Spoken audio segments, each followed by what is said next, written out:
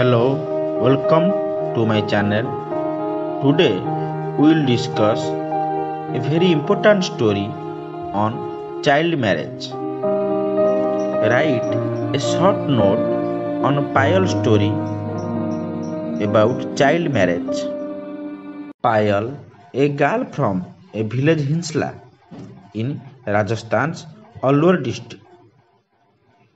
She was part of Kailash Satyarthi's Children's Foundation Bal Mitra Gram, which encouraged children to bring about positive change in their lives of the entire community. When she was 11 years old, she took a big step of fighting against her family members who were forcing her to discontinue her school education and get married. She realized the need to set a positive example for other children in her village. It was a long and very difficult journey, but her persistence paid off. Her family finally called off her marriage, and she could continue her education. She got more inspiration. She decided to mobilize other children and to end the traditions of child marriage. She could also stop her sister's marriage. She continued her fight against child marriage and Ghungat Pratha.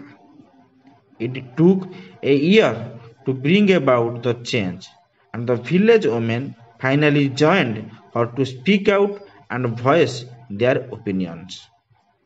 Now Hinsla is known as a child marriage free village.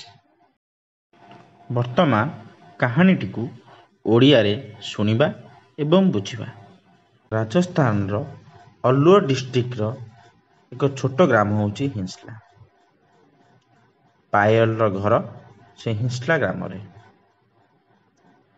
Payal Kailash Satyarthi children's foundation ବାଲମିତ୍ରା ଗ୍ରାମର ଏକ ଛାତ୍ରୀ ଥାଏ, ଯେଉଁଠିକି ପିଲାମାନଙ୍କୁ ଜୀବନରେ କିଛି ଯୁକ୍ତାତ୍ମକ ପରିବର୍ତ୍ତନ ଏବଂ ସମାଜରେ କିଛି ଭଲ ପରିବର୍ତ୍ତନ ଆଣିବା ପାଇଁ ସବୁବେଳେ ଉତ୍ସାହିତ କରାଯାଉଥାଏ।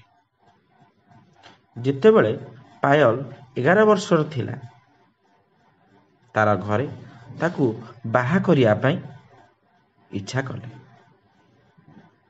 କିନ୍ତୁ ପାୟଲର ଏତେ ଜଲ୍ଦି ବାହା ହେବା ଏବଂ ଯାହାଦ୍ୱାରା କି ତାର ସ୍କୁଲ ଶିକ୍ଷା ବନ୍ଦ ହୋଇଯିବ, ସେ ଏଥିରେ ରାଜି ନଥିଲା।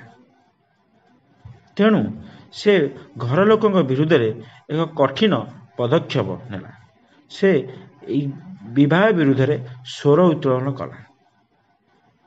ସେ ହୃଦବୋଧ କଲା ଯେ କେବଳ ତା ପାଇଁ ନୁହେଁ, ଗାଁର ସବୁ ପିଲାମାନଙ୍କ ପାଇଁ ତାକୁ କିଛି କରିବାକୁ ପଡ଼ିବ।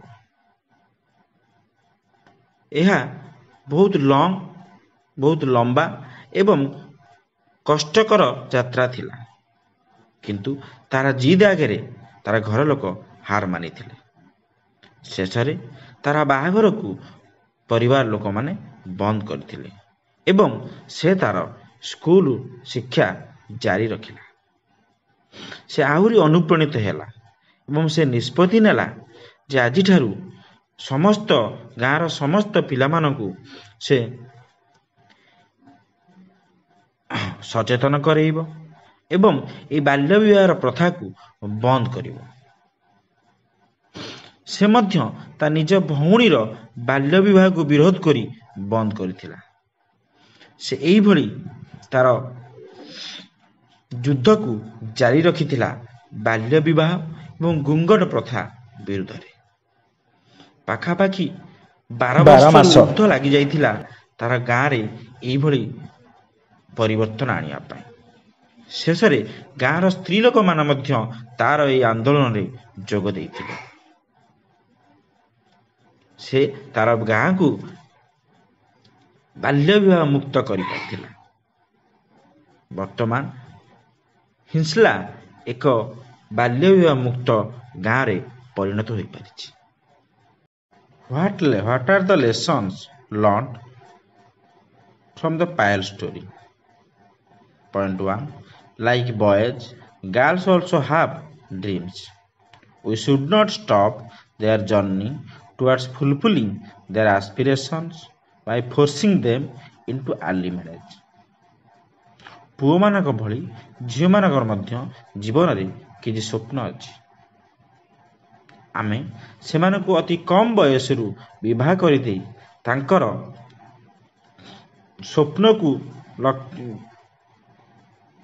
ପୂରା କରିବାର ଲକ୍ଷ୍ୟକୁ ରୋକିଦେବା ନାହିଁ। Point 2.